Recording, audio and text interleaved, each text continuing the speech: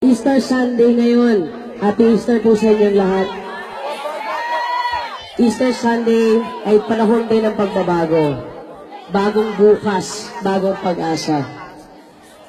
Tayo pong lahat, gusto natin manalo si Mayor Duterte dahil gusto natin ang pagbabago, tama? Pero kaya ba nating samahan siya sa pagbabago?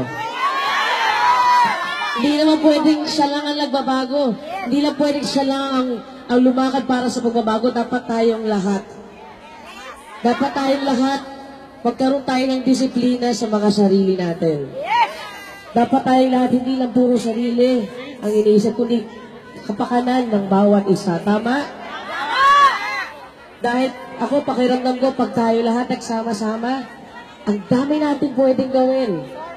Yung Pilipinas na gusto nating makakamit natin sa tulong ng ating leader, si Mayor Duterte. Pero tayong lahat yung dapat gumalaw. Hindi natin pwedeng iasa lang sa isang tao. Tayong lahat ang responsable, ang may responsibilidad para pagandahin ang Pilipinas. Tayong lahat ang responsable para mapanatiling malinis ang kalikasan natin. Maliit na bagay, kagaya ng paglilinis pagkatapos ito magtitipo na to. Malaking tulong na yan. Kagaya ng pagkinig sa mga marshal na hanggang dito lang tayo. Respeto sa bawat tao, kasi Hoda, sino pa yan, ano pa yan, yun ang dapat nating isapuso. Dahil yun ang sinasapuso ng tinitingala natin si Mayor Duterte. Kung talagang tayo ay maka-Duterte, isa sa puso at isa sa buhay natin ang mga bagay na yan. Disiplina, respeto, tapang, pagmamahal. Pagmamahal sa kapwa, pagmamahal sa lupang tinubuan nating lahat. So tayong lahat, sana kung talagang gusto natin na hindi lang para sa inyo, kundi para sa marami pa nating kababayan, suportahan natin ang presidente natin dahil siya isulong niya ang trabaho na mas marami pa sa Pilipinas. Mas mataas na sweldo, mas maraming trabaho, at hindi niyo na kailangan umalis ng bansa para mabuhay at mabuhay na niyo ang pamilya ninyo. Tama. At syempre, pero yung mga bagay na yan, syempre, that takes time, di ba? So ngayon, ang importante din is, iba rin, di ba, yung kapag malayo kayo at ang mga mahal nyo sa buhay ay nasa Pilipinas, yung kampante tayo. Kampante tayo na alam natin na pagkagaling sa eskwelahan yung anak natin, sorry, pero hindi marirape pag uwi. Hindi makikidnap pag uwi. Alam mo na yung mga pinaghirapan mong bagay, pag-ipunan para sa pamilya ninyo, alam ninyo na hindi aakyat bahay at nanakawin yung mga yon. At alam din ninyo na kung meron mang mangyaring ganito, may hustisya para sa ating lahat. So yan po ang alay ng ating Presidenteng Duterte. Kaya po, kagaya ng sinabi ni Sir Bong, ng aking asawa, at nating lahat, sa atin po nakasalalay ang kumpanya niya. Kami po nandito, wala akong bayad. Wala akong bayad kasi hindi ko po kayang ibenta ang prinsipyo ko.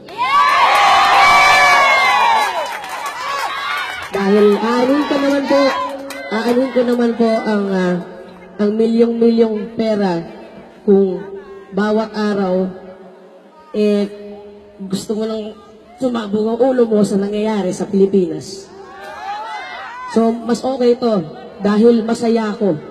Dahil nakakapagsalita ako ng tagos sa puso ko. So tayo to. Tayong lahat to. Nire-represent tayo ni Mayor Duterte. Kaya tulungan natin siya. Tulungan natin siya sa lahat po ng mga kaibigan ninyo. Kagaya nga na sinabi ni Lisa, positive activism po ang kailangan natin. Dahil tayong lahat, binabaril tayo na kapag maka-Duterte ka, makitid ang utak mo, hindi ka nag-iisip, tamad ka, hindi totoo yan. Tayo mga Duterte, nag-iisip tayo, kaya nga siya pinili natin eh. Dahil siya, hindi puro salita. Ang dami na niyang ginawa. At doon tayo maniniwala sa taong marami nang ginawa. Hindi sa taong dada ng dada. Ginawang mabuti, kagaya niya, sinabi niya sa mga ginawang magagandang bagay para sa Davao City, na nakarating na kami mag-asawa doon, na talagang totoo naman, kapag naglalakad ka, ito, personal experience, di ba, sa atin, kapag mayaman, mas madalas na sila yung hindi sumusunod, di ba? Natutuwa ako dahil nagpunta ako roon sa Davao, nasa isang hotel kami, dinalaw ako ng mga kaibigan kong medyo matatanda ng mga doktor, nagtalamak manigarilyo. Pero naalala ko nung talagang sila mismo yung, hindi, bawal dito, huhulihin tayo. Kailangan natin ng ganun eh. Kasi aminin ninyo, pag nasa ibang bansa tayo, sumusunod tayo. Kaya pag nasa Pilipinas, ano ginagawa natin? Hindi.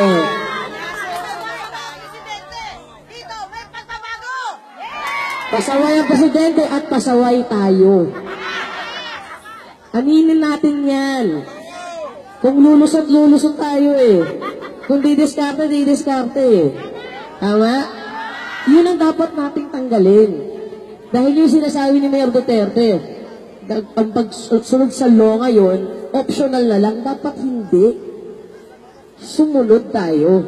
Kung gusto natin ang totoong pagbabago, sumunod tayo.